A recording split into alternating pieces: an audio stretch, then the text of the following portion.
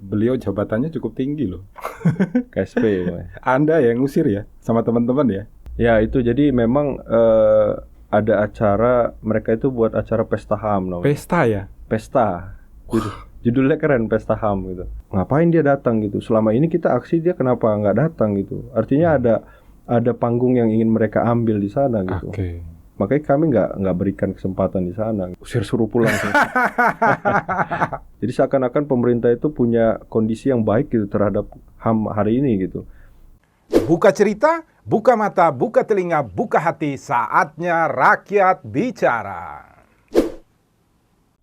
Mas Colin, selamat sore. Selamat sore Bang Yosep. Gimana kabarnya hari ini? Luar biasa. Luar Baik. biasa. Baik ya? Baik sekali. Indonesia baik nggak ini kabarnya ini? Kabarnya lagi sakit. Lagi sakit ya? Lagi sakit. Semoga cepat sembuh ya. Nah, ini karena perlu partisipasi Mas Colin mereka ini. Ya, soalnya ini mungkin Bang, mungkin sakitnya itu agak ribet ya. Jadi mungkin sembuhnya agak lama. Sembuhnya agak lama ya. Jadi sakit baik dari sistemnya, sakit dari birokrasinya, sakit dari wataknya, ya mungkin terlalu rumit gitu. Jadi Terlalu mungkin rumit ya. butuh obatnya agak banyak. Baik, Mas Colin ini kan wakil presiden ya sekarang ya? Siap ya Bang. Wakil presiden bukan Indonesia dong. Wakil presiden BEM UNES, BEM UNES, ya? ya. Universitas Negeri Kota Semarang. 2021 Bang. 2021 ya? Ya. Sampai kapan itu nanti jabatannya? Paling lama itu kalau SK kami itu sampai Maret sih Bang kemarin. Sampai Maret ya? Ya, cuma memang normalnya itu regenerasi itu di bulan Januari biasanya. Bulan Januari. Ya, Januari kita udah serah terima bendera lah. Oh, Tapi SK biasanya mulainya dari Maret itu baru mulai normal gitu. baru mulai normal. Efektifnya gitulah. Ya? Oke. Ada yang menarik ini. Pak Muldoko diusir kemarin. Karena beliau jabatannya cukup tinggi loh. KSP. Bang. Anda yang ngusir ya sama teman-teman ya? Ya bareng teman-teman Di Kota Semarang ya. Kamisan Semarang. Ini ada gambarnya kita lihat ini di Semarang kemarin ini. Kepala staf presiden ini tidak main-main. Datang, ada Mas BK juga ya kayaknya. Ada komisioner Komnas HAM Komnas HAM ya. sama hadir juga. dengan wali kota. Oh, sama kota Semarang. Wali kota Semarang diusir semua. Usir, suruh pulang. Inilah rakyat Indonesia berani. Anda yang mana ini? Kayaknya saya dengar-dengar ada fotonya Anda juga di situ karena Jadi bagian depannya ini. di bagian depannya ya. Ah. Sebenarnya ada acara apa sih itu? Kemarin tanggal Jadi 18 itu. kita ya? itu ada festival rakyat. Nah, festival rakyat Oke. yang bisa dibilang kita mau tunjukin ada namanya Komite Rakyat Korban Pelanggaran HAM. Jadi ada sekitar 30 lebih lah yang kita data dari mulai Sabang sampai Merauke yang dia pernah menjadi korban daripada pelanggaran HAM. Pelanggaran HAM ya. Nah, dan hari ini teman-teman sepakat untuk kemudian membawa hashtag bahwa gerakan rakyat stop untuk ikut dengan apa yang kemudian pemerintah inginkan gitu. Oke, Jadi kita itu udah mulai bersikap melawan gitu. melawan ya. 30 itu yang berat-berat aja ya. Karena kalau bicara pelanggaran HAM kan Oh, itu banyak banget, Bang. hak untuk hidup itu juga kan Ah, itu masih banyak orang yang di banyak jalan-jalan tidak dapat makan minum Iya, dari benar. pemerintah. bahkan kita itu 30-an ya, Bang ya. Aku lupa persisnya berapa gitu. Tapi memang ini menjadi salah satu ini aja sih diskusi kita karena kita buat namanya Festival HAM. Oke. Festival HAM itu dari mulai tanggal 16 sampai tanggal 17 itu inisiasinya dari teman-teman Kamisan Semarang. Oke. Nah, itu seluruh elemen terlibat lah. Kamisan Semarang itu elemennya dari mana aja? Mahasiswa. Mahasiswa, ada jaringan sipil, Oke. ada NGO, terus juga ya masyarakat yang mungkin mau ikut juga nggak masalah gitu. Turun semua ya. Turun semua. Itu katanya ada acara dulu yang dihadiri Pak Muldoko ya sama Mas BK ya. Ya itu jadi memang ada acara, mereka itu buat acara pesta HAM namanya. Pesta ya. Pesta. Judulnya keren, Pesta HAM gitu. Jadi Pesta HAM itu mereka buat di dua tempat ya, di hotel satu Ya.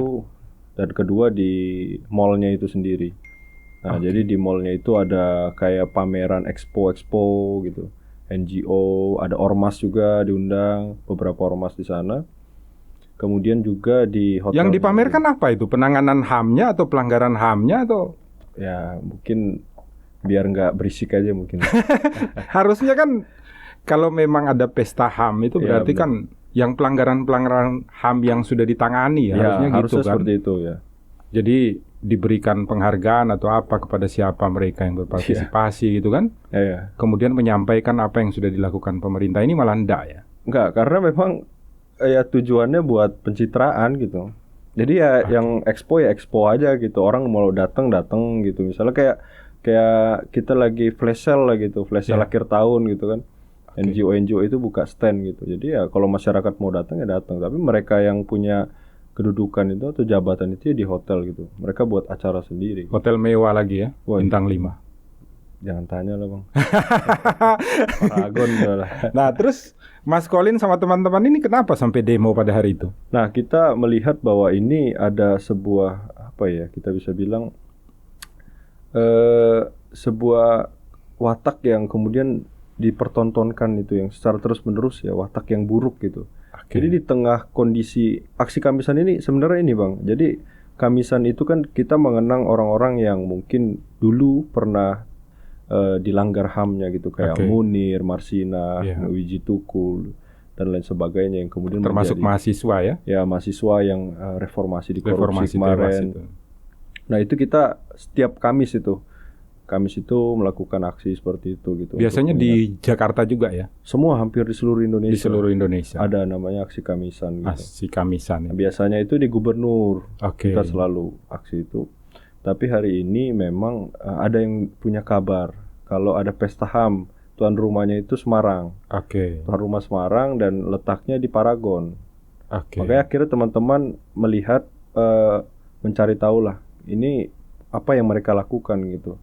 Dan kita lihat, kita analisa ternyata mereka coba untuk kemudian menutup lubang-lubang kesalahan mereka gitu. Jadi mau bawa citra baik gitu. Nutupnya pakai apa sih? Ya pakai itu, ngundang NGO, disuruh buat expo. Jadi seakan-akan pemerintah itu punya kondisi yang baik gitu terhadap HAM hari ini gitu. Jadi NGO itu diundang gitu.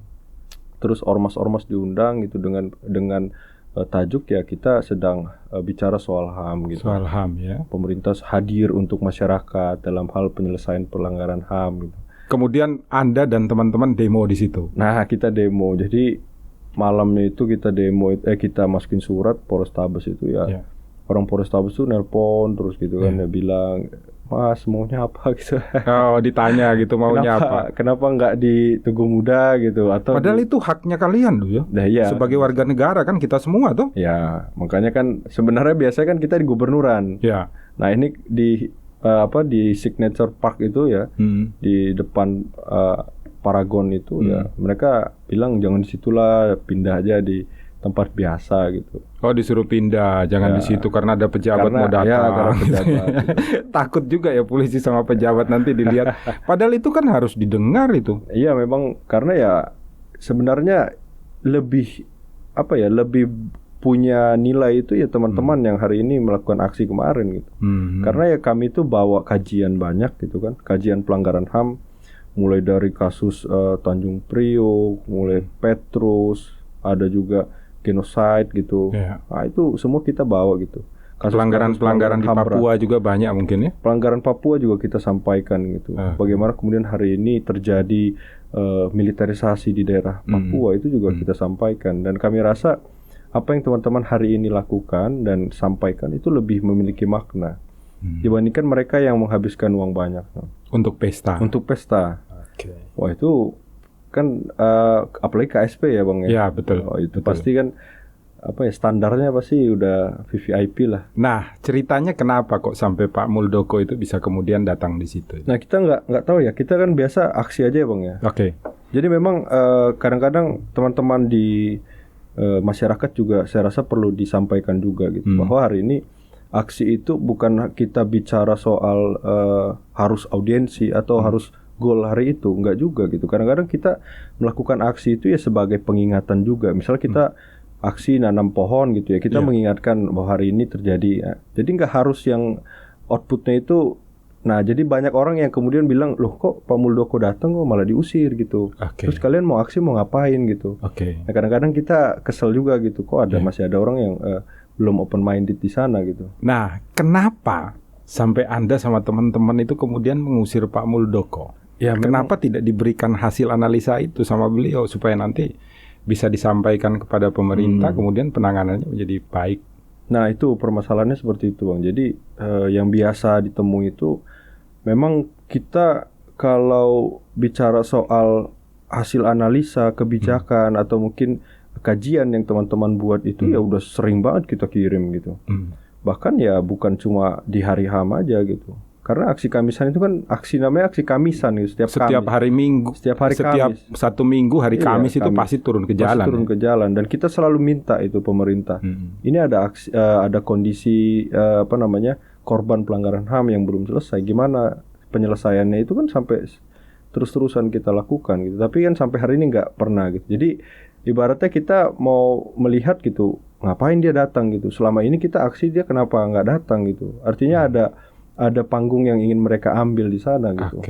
Makanya kami nggak berikan kesempatan di sana. Gitu. Jangan sampai itu dimanfaatkan justru ya. Untuk kemudian akhirnya pemerintah mengklaim bahwa di hari HAM pemerintah hadir untuk kemudian menyelesaikan gitu. Dan mendengarkan suara dari rakyat, padahal hanya didengar tapi outputnya tidak ada sama sekali. Gitu. Iya, itu udah sering Bang gitu. Kita udah sering kasih loh.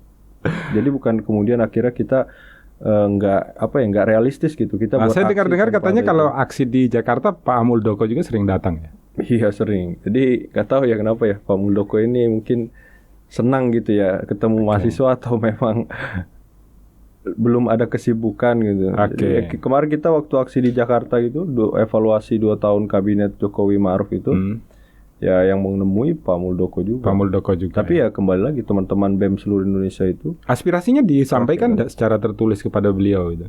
Kita nggak ke beliau sih sebenarnya. Jadi kita itu sebenarnya mau mintanya Pratikno yang turun. Menghadiri ke masa. Kenapa kok mintanya Pak Pratikno? Karena ya memang kami rasa ya KSP ini nggak punya ini loh Bang, nggak punya tidak punya otoritas atau tidak punya otoritas nggak mungkin, tapi kayak lembaga yang mungkin nggak perlu banget ada gitu loh. Ya kami rasa seperti itu. Makanya kemarin ya karena memang ya kami rasa mereka pun tidak banyak berbuat untuk kemudian apa yang dibutuhkan oleh masyarakat gitu.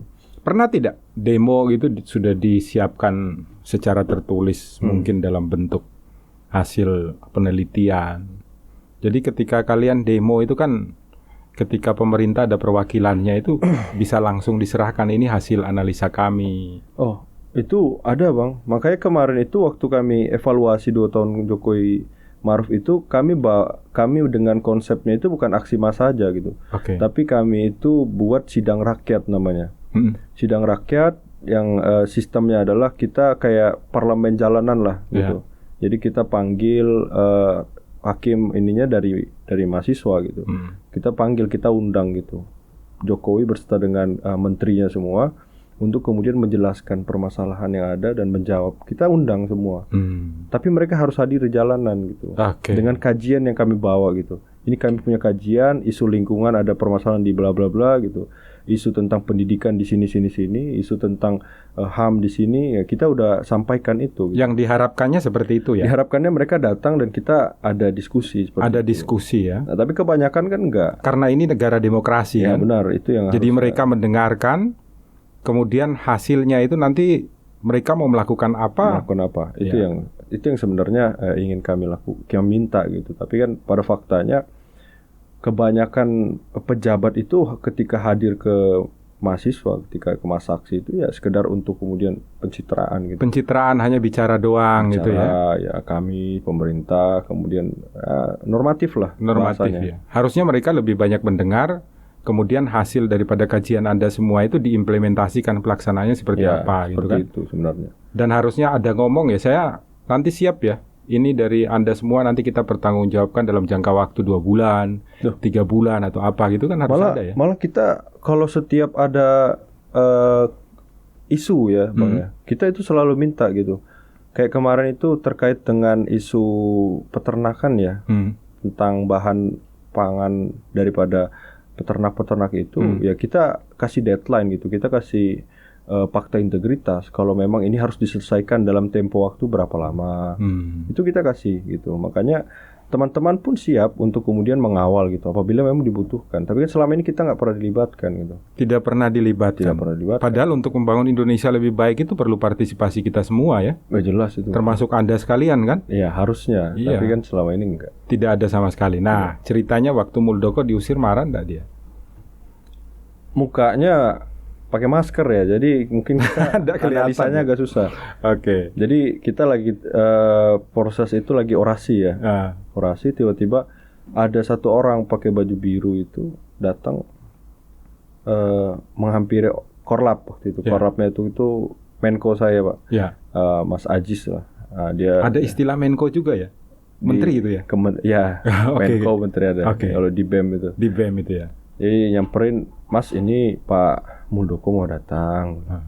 Nanti jangan nyerang personal ya Mas, bilang gitu. Oke. Sudah ada wanti-wanti Oh, dulu, udah ada itu kita larangan di ya. briefing. Jangan nyerang. Jangan nyerang personal, ya. Yang Padahal harusnya bebas di negeri kita ini.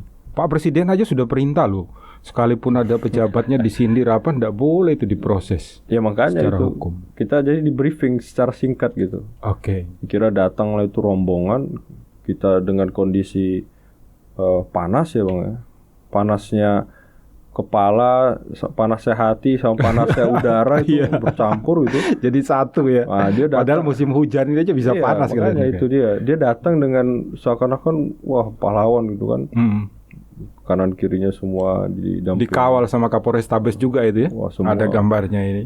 datang gitu kan.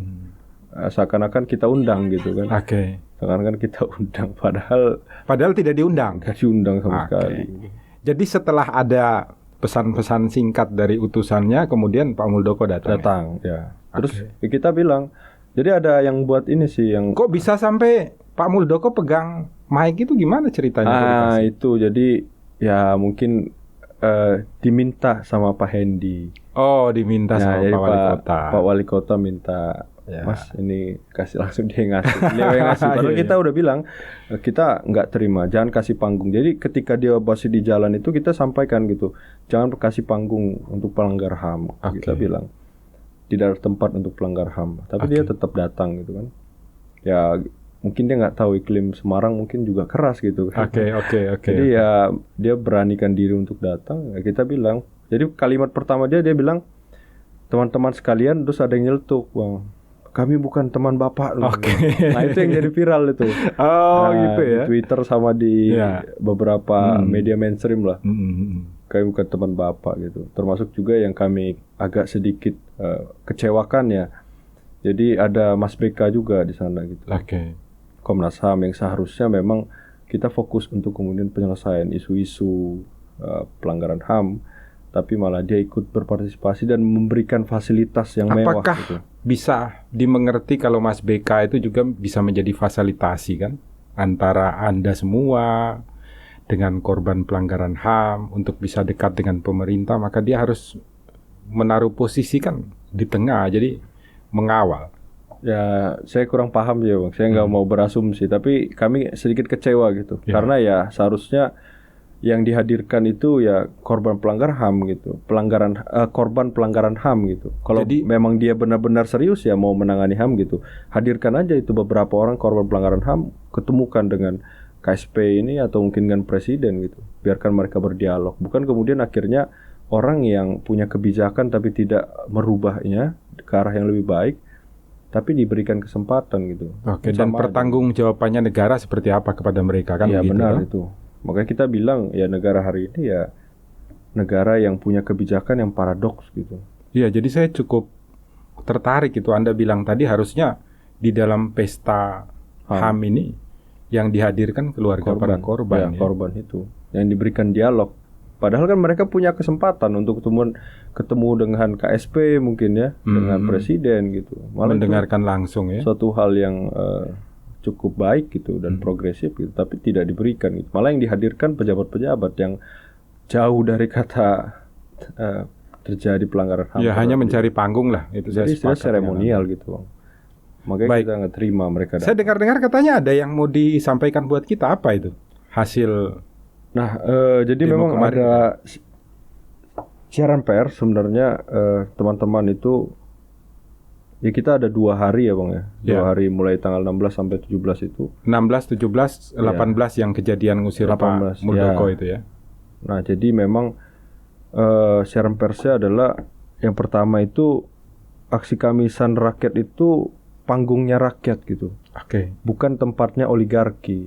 Oke, jadi panggung khusus buat Untuk rakyat. buat rakyat. Untuk berbicara. Pas ini karena kita di sini kan ketika rakyat bicara. Buka mata, buka telinga, buka hati. Nah, ketika rakyat bicara. Jadi mengharapkan itu ketika rakyat bicara itu pemerintah atau negara itu Harus membuka benar. mata, membuka telinga dan membuka hati. Ya benar. Sehingga apapun yang disampaikan rakyat itu jangan diterimanya dengan amarah. Kan selama ini amarah itu. Ya Oke. benar, amarah. Poin 1 adalah panggung buat rakyat, Panggung buat bukan rakyat. untuk oligarki. Itu siaran pers kemarin. Ya. Kemudian yang kedua adalah Muldoko, Hendradi dan juga Komnas HAM sudah jelas tahu gitu seluruh rangkaian pelanggaran hak-hak warga.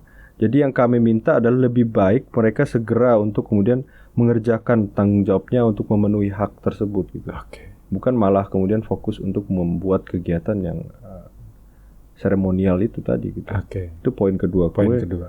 poin yang ketiga adalah kita cukup marah kepada kenapa kemudian Muldoko dengan Hendi itu datang gitu ke aksi massa. Ya. Padahal mereka sudah disediakan fasilitas yang super mewah gitu.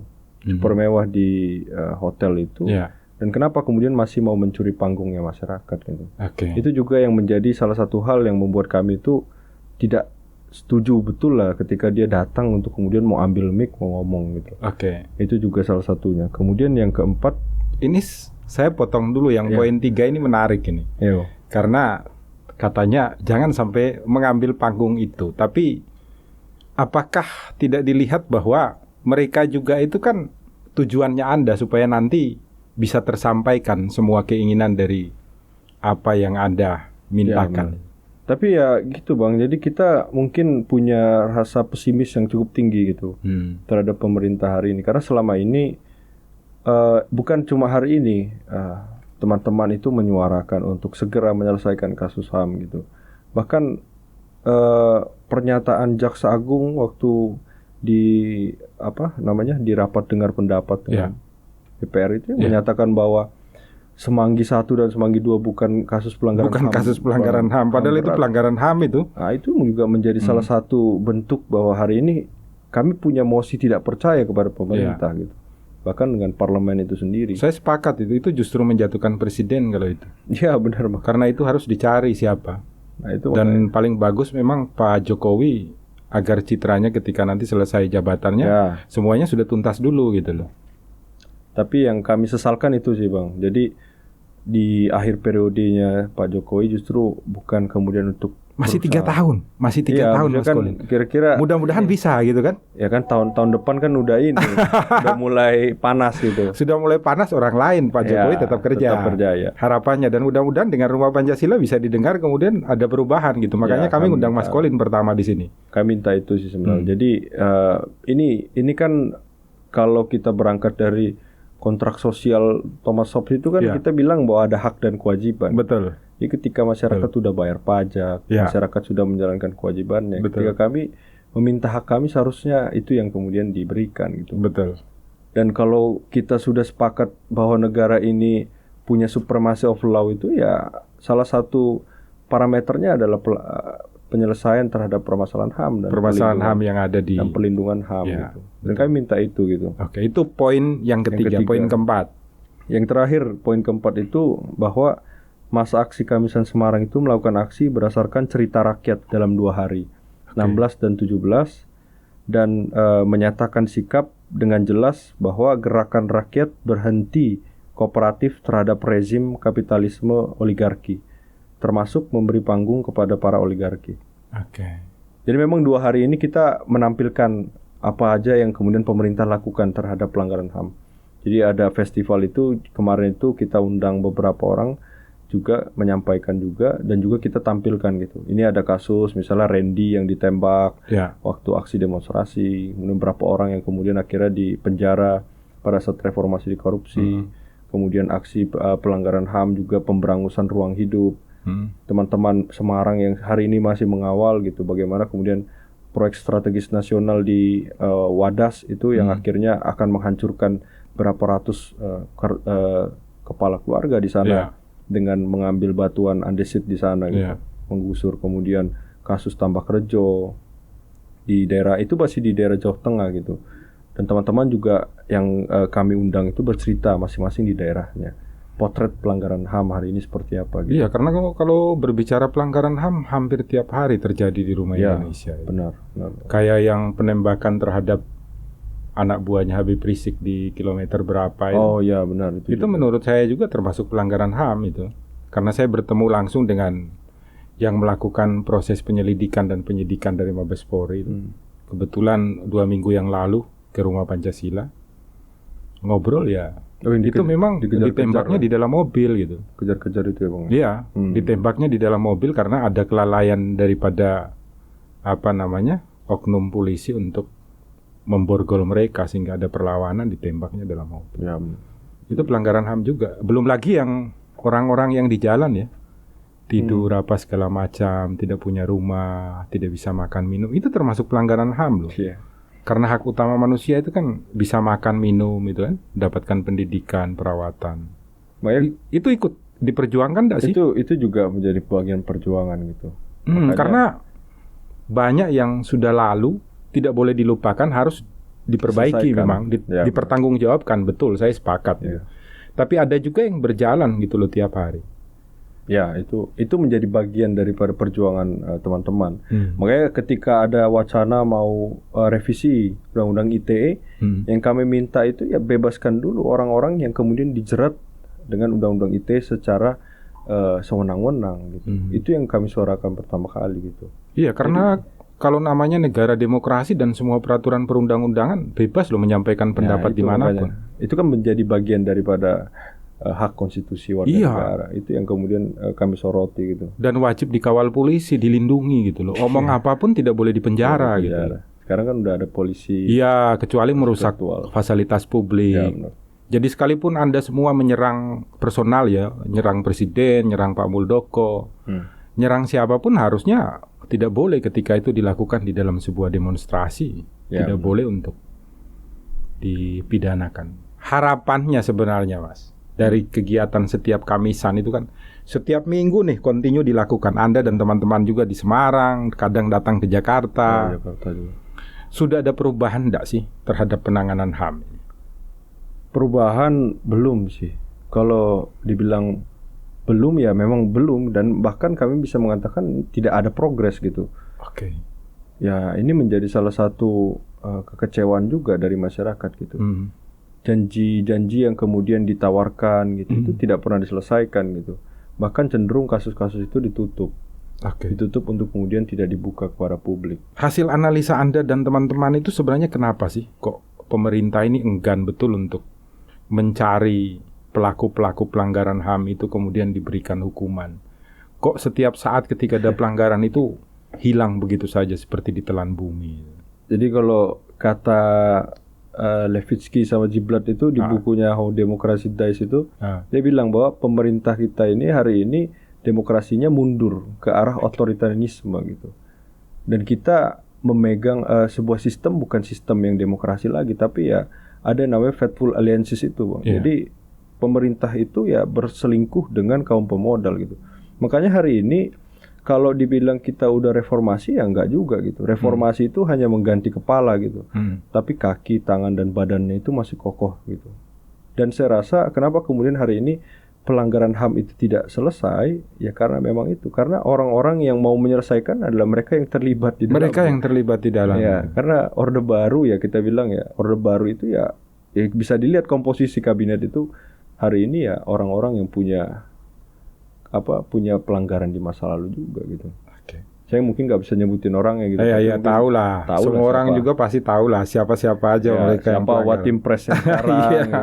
Menterinya siapa yang betul kan nggak bisa dilepas dari itu semua. Padahal kita punya hal yang menarik ya, karena berharap PDIP itu sebenarnya bisa membangun citra dari rakyat ya. Wong cilik. Ya, wong kecil kan untuk dipertanggungjawabkan. Nyatanya juga ternyata tidak. Ini sebenarnya dari Anda sama teman-teman itu melihat cara terbaik untuk bisa menyelesaikannya seperti apa? Pemerintah harus seperti apa? Sebenarnya kalau kritik Anda tidak perlu memberikan solusi, tidak apa-apa. Ya benar. Kita wajib untuk mengkritik Mengkritik pemerintah, pemerintah. tidak perlu solusi. Karena mereka memang sudah ditunjuk untuk mencari solusi yang terbaik bagi rakyat gitu loh. Yang digaji mereka kok bukan Ya, kita. yang bayar gitu kan. Hanya saya juga ingin tahu gitu sebagai intelektual muda yang terjun langsung di lapangan memperjuangkan hak-hak rakyat, hak-hak mereka yang dilanggar oleh negara, oleh pemerintah. Nah, itu mungkin ke depan biar mereka mau mempertanggungjawabkan itu gimana itu loh. Buka matanya mereka, buka telinganya mereka, buka hati nuraninya mereka supaya mengerti bahwa mereka bertanggung jawab. Ya kalau mau bilang itu sebenarnya memang harus dari sistemnya sih Bang. Karena ya sistemnya ini yang kemudian hari ini sedang sakit gitu. Makanya kalau pemerintah memang serius ya harus dibenahi semua itu. Kejaksaan, kepolisian, pengadilan yang korup itu semua dibereskan gitu. Jadi ketika memang ada masuk aduan ya basisnya adalah memang basis untuk menyelesaikan mencari keadilan yang substantif gitu. Yang pertama saya rasa sistem itu yang perlu.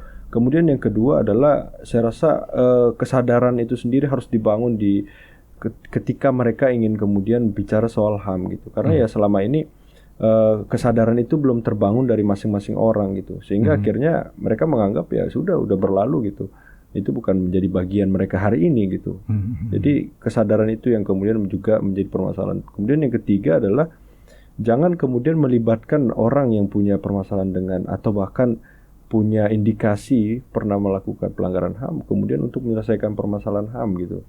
Ya, Karena tidak mungkin ya menyelesaikan permasalahan yang mereka lakukan. Karena mereka akan pasti terus menutupi itu gitu. Ya, jadi kan itu yang berbahaya gitu. Makanya saya rasa kalau mau serius ya 3 itu dan yang keempat mungkin tambahannya libatkan masyarakat secara langsung.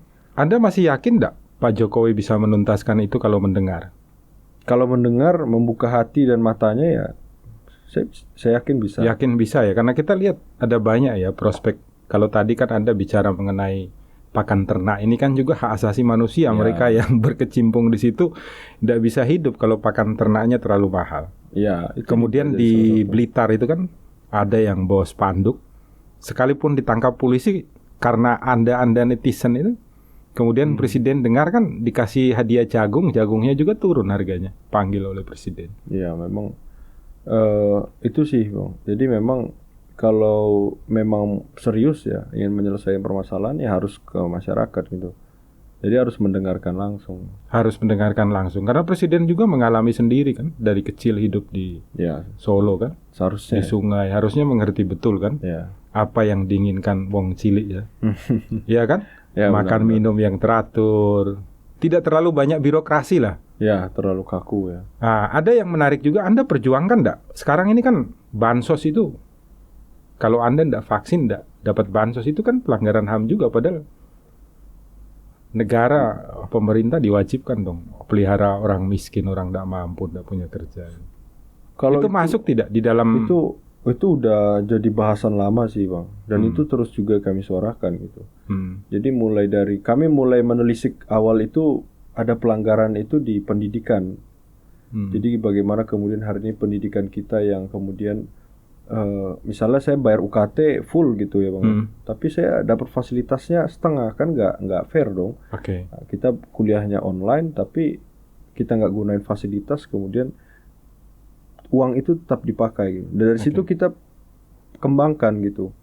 Kemungkinan apa aja sih yang kemudian hari ini bisa dilanggar ketika terjadi pandemi. Nah, salah satunya kami temukan ya bansos itu tadi gitu. Mulai dari kasus bansos yang kemudian nggak tepat sasaran. Kemudian yang kedua juga biasanya ya Bang, ini saya mungkin agak sedikit asumtif gitu ya. Jadi ada beberapa dinkes atau mungkin dinas itu yang memang dia itu basis datanya itu usang gitu. Jadi ketika digunakan lagi itu tidak relate gitu untuk kemudian dipakai gitu. Itu juga menjadi permasalahan. Kemudian yang ketiga juga ya bansos yang kemudian akhirnya dipotong gitu. Dipotong di atas atau mungkin tidak didistribusikan secara benar ya. Kami soroti juga itu. Bahkan, jadi data itu harus benar ya, setiap saat harus diperbarui sehingga tahu gitu. Nah, permasalahan kita kan 3 itu gitu. Baik datanya yang usang, salah sasaran, atau bahkan tidak didistribusikan. Nah, Dananya dipotong. dimakan sendiri. Nah, permasalahan bansos kan 3 itu yang kami Ya. analisa seperti itu gitu. Oke. Makanya itu juga menjadi salah satu sorotan kami juga gitu ketika melihat memang kenapa sih orang kok dipaksa buat vaksin gitu. Mhm. Syaratnya nanti dapat bansos. Bahkan kalau kami lihat itu di daerah Gunung Pati itu, puskesmas itu syarat untuk mendapatkan BLT itu harus vaksin, Bang. Jadi Oke. ketika dia vaksin baru dia dapat BLT. Jadi harus vaksin dulu baru dia Iya, dapat BLT-nya baru cair gitu. Kemarin saya sempat ngomong dengan puskesmas, Bu, gimana proses vaksinasi di puskesmas? Oh, Menurut Anda ini tidak pas ya? oh ini enggak pas, Bang. Itu pelanggaran HAM Itu berat. pelanggaran HAM. Karena dia mengambil hak orang lain gitu, yang seharusnya dia dapatkan gitu tanpa harus vaksin. Iya. Bahkan ketika dia memutuskan untuk tidak vaksin pun itu hak dia gitu. Hak dia untuk harusnya dia terima. Iya, tapi pemerintah kan seakan-akan membuat vaksin ini menjadi suatu hal yang wajib. Ya pengalihannya ke arah administrasi, Ya. masuk mall dan lain sebagainya gitu. Itu juga menurut saya suatu kebijakan yang bisa indikasinya menjadi pelanggaran HAM. Pelanggaran HAM itu. Bukan Itu- hanya indikasi berarti. Iya, Bang. bukan hanya indikasi, Ya, itu itu malah pelanggaran pelanggaran HAM berat itu. Membunuh orang secara perlahan-lahan di rumah Indonesia. Ya benar. Dan saya sepakat itu memang ke depan harus diperjuangkan terus dan semoga ini nanti didengar sama Presiden atau Pak Muldoko ya. Biar ada perubahan kebijakan lah. Tapi biasanya tuh kalau kita aksi itu yang datang Pak Muldoko, yang diundang ke TV Pak Ngabalin. Nah itu udah 2 kali tuh. Jadi Oke. 2 kali aksi itu di Jakarta Pak Muldoko yang datengin, pas di TV-nya yang diundang Yang datang Ngabalin. Ngabalin. Makin nggak jelas lagi. Makin tidak substansi. jelas lagi. Yang dibutuhkan itu bukan kehadirannya, Nah, tetapi apa yang dilakukan. apa yang kemudian Ya. eksekusinya? Jadi hanya bukan buka mata, buka telinga, buka hati, tetapi bagaimana kemudian Menyelesaikan. prakteknya, penyelesaiannya seperti apa gitu. Ya, benar. Baik, Mas Colin, mungkin di akhir cerita kita sore ini tentang Pak Muldoko itu pergi. Waktu Pak Muldoko itu pergi, ada yang sempat marah tidak sama Anda yang demo di situ? Nggak ada sih. Paling ya yang secara langsung nggak mungkin. Tapi ya mungkin dari media sosial. Media sosial. Ya. Kalau boleh tahu logistik demo-demo itu biasanya dapatnya dari mana? Kalau demo, saya rasa teman-teman sepakat untuk tidak ada logistik sama sekali. Kan harus minum. Oh itu kadang makan iuran, siang. iuran Bang. Iuran. Dan memang ada kita kan lembaga itu ada ya, NGO maupun LBH. Nah biasanya tuh mereka juga bantu support gitu. Oke. Dan itu tapi nggak selamanya seperti itu gitu. Ya. Jadi biasanya kita iuran gitu. Iuran sendiri ya. Nah, kayak kemarin kita beli payung kamisan itu Ya. kan yang payung hitam itu ya itu teman-teman semua kolektif ya. Kolektif beli. Karena ya ketika di masyarakat itu ya egaliter semua gitu Bang. Jadi nggak ada yang kemudian akhirnya pemodal atau dan lain sebagainya. Tapi ya dengan hal seperti itu pun ya tetap ada aja yang kemudian mengatakan ada donor isu, ada yang kemudian menunggangi. Demonstrasi itu kan suara rakyat Ya. untuk didengar oleh para pejabat. Uang negara kan ada, harusnya mereka mendengarkan itu kemudian diberikan dong, ada minuman, ada makanan, kemudian mendengarkan dengan baik, kemudian melaksanakan keinginan rakyat, aspirasi rakyat, kan begitu tuh harusnya. Harusnya gitu. Harusnya gitu ya. Tapi kalau sekarang bungkusannya lebih berbeda Bang. Oke. Jadi bungkusannya kalau sekarang nggak seperti itu. Jadi ketika kita aksi, polisi itu datang biasanya. Oke. Nah itu biasa bagi-bagi roti, Oke. aqua. Nah bungkusannya sekarang itu. Oh. Tapi nggak yang seperti yang abang bilang tadi. Mereka datang duduk gitu bareng-bareng kita Ya. sambil ngopi, ngeteh mungkin ya. Ya, makan dengarkan cemilan. aspirasi rakyat. Enggak seperti itu. Gitu. Oke. Jadi Dicatat apa nggak segala ada. macam, tidak ada sama sekali. tidak sama sekali. Gitu. Biasanya kalau selesai aksi Kamisan itu ada tidak diundang sama pemerintah untuk masukan? Karena saya heran gitu loh. Anda tiap hari sama teman-teman kan tiap minggu aksi. Tapi kok Pak Wali Kota atau Pak Gubernur tidak ngundang, kemudian diterima aspirasinya terus disampaikan pada Presiden atau disampaikan pada DPR. Itu mungkin karena belum viral kali Bang. Ya Karena udah- belum viral ya. Udah ini juga mungkin Ya tapi kan demo kan tiap Mantul. hari. Ya demo tiap hari, makanya Ada harapan enggak dari Anda semua seperti itu? harapannya iya.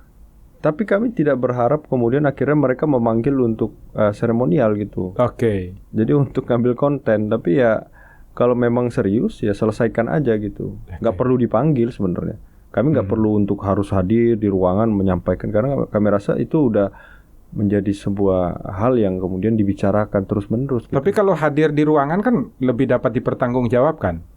Tapi saya rasa Karena mereka umpamanya dipanggil ke gedung Ya, DPR memang gitu kan.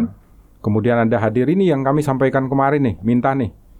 Kira-kira dapat dipertanggungjawabkan seberapa lama? Oke, kami sampaikan kepada eksekutif umpamanya. Harusnya seperti itu, Bang. Tapi selama ini Tidak ada ya? itu ada mungkin beberapa yang memanggil kemudian diskusi, tapi yang nggak ada eksekusi lagi-lagi. Oh, eksekusinya yang Eksekusinya tidak ada, selalu hanya mentok. sekedar didengar aja ya. Formalitas belaka. Seolah-olah mereka terbuka untuk suara rakyat. Tapi ya tidak kemudian aksinya. Makanya kemarin beberapa kali Komnas HAM juga kita kritik gitu. Jadi ya memang kesalahannya adalah memang Komnas HAM tidak punya hak eksekusi gitu.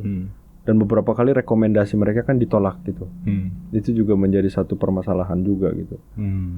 Nah makanya kita juga beberapa kali menyoroti itu gitu. Ketika Komnas HAM tidak bersikap, atau mungkin ketika mereka bersikap namun hanya modelnya rekomendasi, jadi nggak pernah menyelesaikan masalah gitu. Baik. Itu juga Khusus menjadi permasalahan. untuk permintaan HAM dari Anda sama teman-teman nih. Kira-kira apa yang Anda sama teman-teman inginkan? Kalau dibicarakan kan ada poin-poin. Ya. Pelanggaran-pelanggaran HAM mana yang segera harus diselesaikan oleh negara, oleh pemerintah. Dan Anda sama teman-teman kira-kira minta waktu berapa lama agar itu bisa selesai? Karena kalau kita lihat aja sebenarnya mudah ya. Ya. Untuk diusut itu, diselesaikan secara cepat.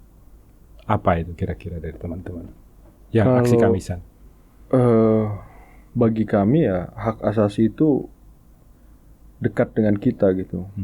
Dekat dengan kita dan dimulai dari diri kita sendiri gitu. Bahkan di dalam keluarga kita itu juga bicara hak asasi gitu.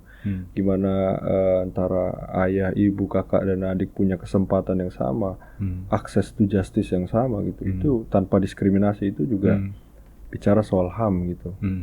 Dan yang kami minta ya bukan kemudian akhirnya kita ini ya Bang, mungkin ya hierarkiskan gitu. Misalnya yang paling harus diselesaikan kasus Munir dulu. Ini enggak, kita enggak minta seperti itu. Tapi kita minta kalau bisa semuanya diselesaikan gitu. Dan ini sudah terlalu lama gitu.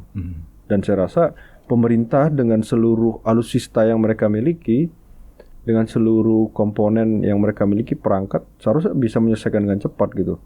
Siapa yang kemudian akhirnya memberi racun kepada Munir di pesawat, kemudian yang menculik Wiji Tukul sampai saat ini ketika dia bersuara tentang lingkungan, Marsinah yang dibunuh ketika bicara soal buruh dan lain sebagainya, kemudian teman-teman kami yang ditembaki waktu reformasi di korupsi, itu siapa pelakunya sampai sekarang. Terus kemudian yang terakhir itu yang demonstrasi yang dibanting dan lain sebagainya, itu juga kami sampaikan gitu. Dan kalau bisa ya penyelesaian itu bukan hanya bicara soal hierarkis yang dulu, siapa yang ditembak di Petrus dan sebagainya, tapi kalau bisa semuanya diselesaikan. Syaratnya apa? Syaratnya harus bersih dulu itu, legal structure-nya itu. Jadi jaksaan, pengadilan, kepolisian itu harus bersih. Semuanya harus bersih dulu sehingga penegakan hukum mereka lakukan. Harus clear, mereka lakukan. Kan selama ini mereka tutupi karena ada itu conflict of interest itu ya, karena ada relasi kuasa. Jadi mereka tidak punya keberanian di sana gitu. Bahkan kabinet itu sendiri dibangun oleh mereka gitu. Dibangun oleh orang-orang yang yang punya jejak masa lalu. Karena prinsip kami jelas bahwa setajam apapun pedang keadilan itu, dia tidak pernah memenggal kepala orang yang bersalah gitu. Jadi kalau sampai dengan saat ini orang yang tidak bersalah kemudian ditersangkakan, kan selama ini cara mereka seperti itu. Ketika kita bersuara dipolisikan, kemudian ditersangkakan, dan kalau cara-cara itu masih dilakukan, kami rasa tidak akan pernah selesai. Gitu. Justru semakin bertambah pelanggaran HAM yang dilakukan. Itu baru bicara soal orang ngomong gitu ya, belum lagi orang yang digusur, orang yang dicebolok gitu. Dari Semarang, gimana tuh mereka yang digusur, tanahnya dirampas tanpa ada kepastian tempat tinggalnya mau di mana. Nah itu juga masih banyak gitu. Iya, di Semarang ini yang tinggal di bawah kolong jembatan aja masih banyak ya. Tidak dapat fasilitas kesehatan. Ya benar. Di desa-desa saya juga sempat keliling, lihat, tanya sudah vaksin belum? Kebanyakan juga belum vaksin. Kok aturannya sudah buat orang menerima BLT harus vaksin? Nah, ini sudah lucu negara. Tapi baik, Mas Colin, terima kasih banyak. Siap. Ini cerita yang menarik dari Anda sebagai intelektual muda itu. Diharapkan apa yang Anda cerita, apa yang Anda inginkan, semuanya itu di dalam bingkai Pancasila. Jadi Anda sampaikan bukan untuk membuat onar di rumah Indonesia. Anda sampaikan secara baik. Justru untuk membuka mata, membuka telinga, membuka hati para pemimpin di negeri ini agar penanganan HAM menjadi segera tuntas ya. Bukan hanya yang lama, tetapi juga pelanggaran yang tiap hari terjadi ya. Di bidang sosial, di bidang pendidikan, di bidang kesehatan, di bidang lingkungan. Ini kita menerima pelanggaran-pelanggaran yang sangat banyak sekali. Belum lagi perlakuan-perlakuan ya yang diberikan oleh diskriminasi yang dilakukan oleh pemerintah kepada kita dan lain sebagainya. Semoga ke depan menjadi lebih baik. Amin. Terima kasih sekali untuk Terima kasih juga, Mas Colin. Kami doakan semoga aksi kamisanya terus berjalan dan Anda nanti bisa jadi pejabat sehingga nantinya bisa membuat regulasi yang baik bagi Indonesia. Amin. Rumah Indonesia. Semoga selalu sehat buat Anda semua. Siap. Dan selalu berdemo dengan baik. Jangan buat kerusuhan di rumah Indonesia. Sampaikan yang terbaik. Kami juga berharap ke depan mudah-mudahan nanti kalau ada acara lagi, saya undang lagi kalau pas ada yang viral itu. Di bawah data-datanya seperti apa supaya nanti kita bisa tunjukkan. Siap. Terima kasih. Doa terbaik buat Anda semua sama teman-teman. Siap. Buka cerita, buka mata, buka telinga, buka hati, saatnya rakyat bicara.